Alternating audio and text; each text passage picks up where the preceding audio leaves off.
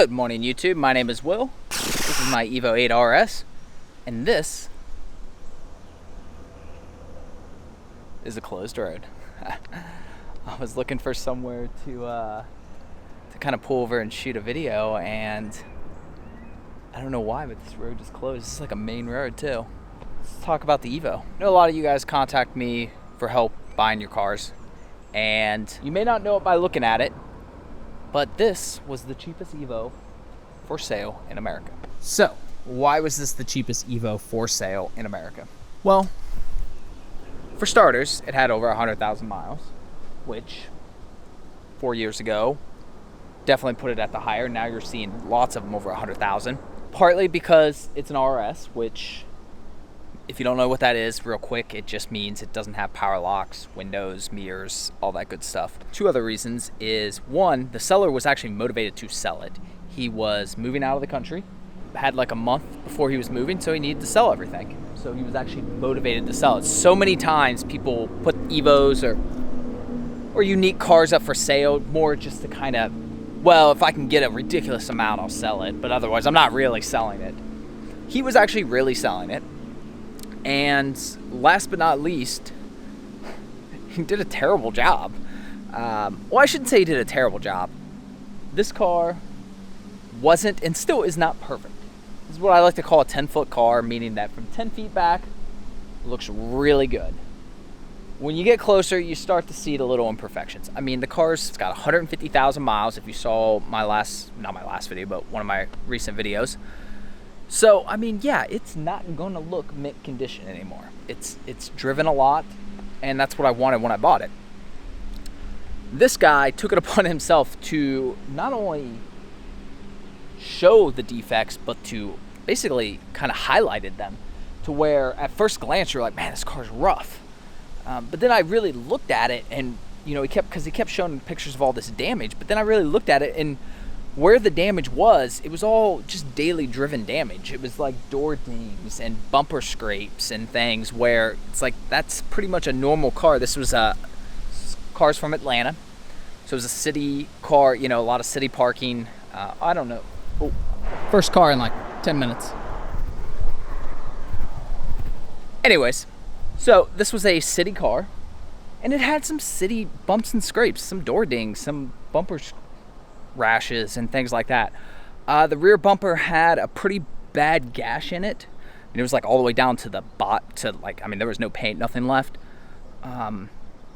It looked like, I don't know, maybe somebody was loading something or unloading something, I don't know. It didn't matter to me though, because one, the bumper didn't concern me because I always wanted a JDM bumper, so I knew I was going to take that off, which I did. You can see back here.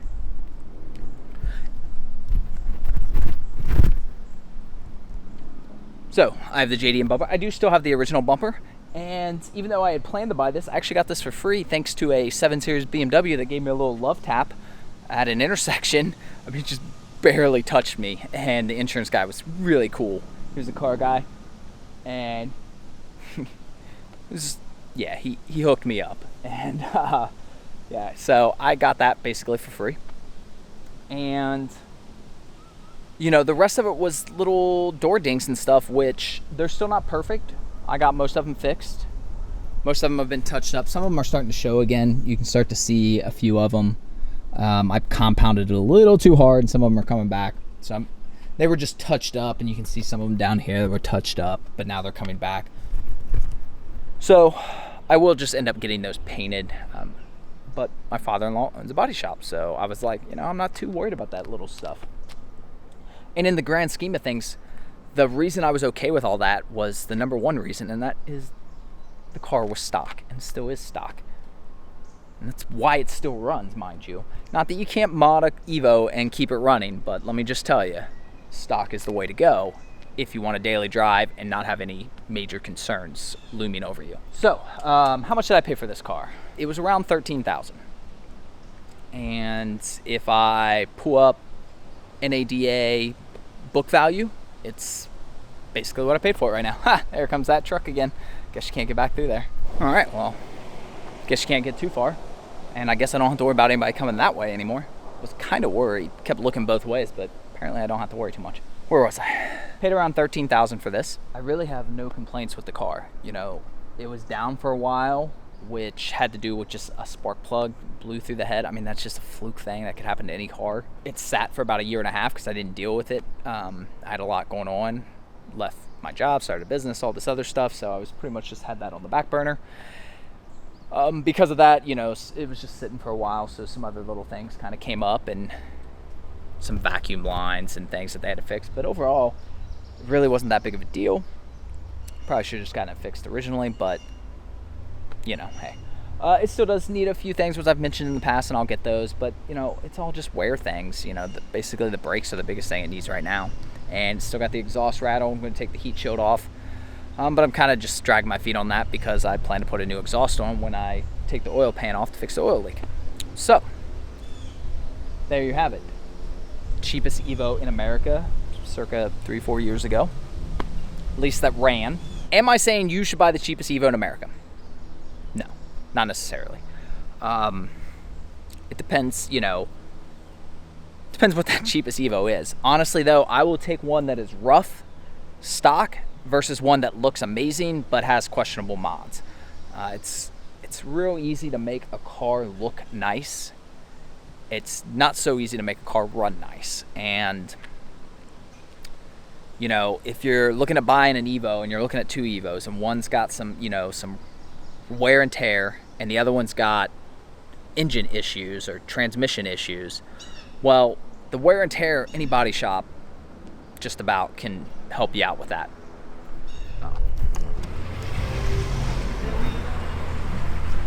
People look at me like I'm the weird one. It's like, you know, this road's closed, right? Like, you can't get out there. But in my opinion, you know, even if your father-in-law doesn't own a body shop, it's still a lot easier to fix body work than it is, you know, because I'm not going to let just any shop work on this car. And that's the thing. So unless you live close to a shop that you trust, which I fortunately do that as well now, but at the time I didn't. A lot of the wear and tear stuff, you know, you can deal with that in your own time, where engine drivetrain issues, you know, they're usually going to be more of a priority to fix sooner rather than later. But with that, one last kind of look at the Evo here. Got some dead bugs on her, but overall she looks pretty good.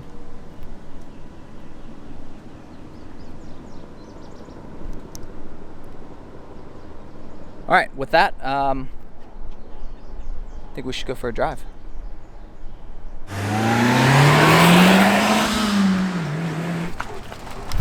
All right, back at the house. And with that, if you guys are shopping for an Evo and have questions, feel free to DM me on Instagram.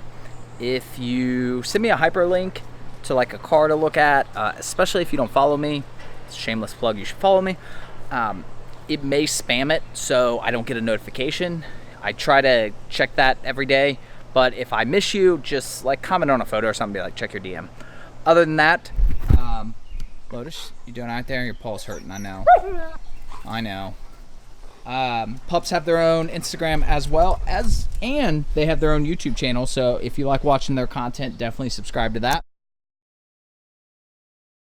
Other than that, like if you enjoyed the video, subscribe to follow along. Appreciate you guys as always, and we will see you on the next video. Lotus, let's say bye. Let's say bye. Let's say bye. Let's say bye.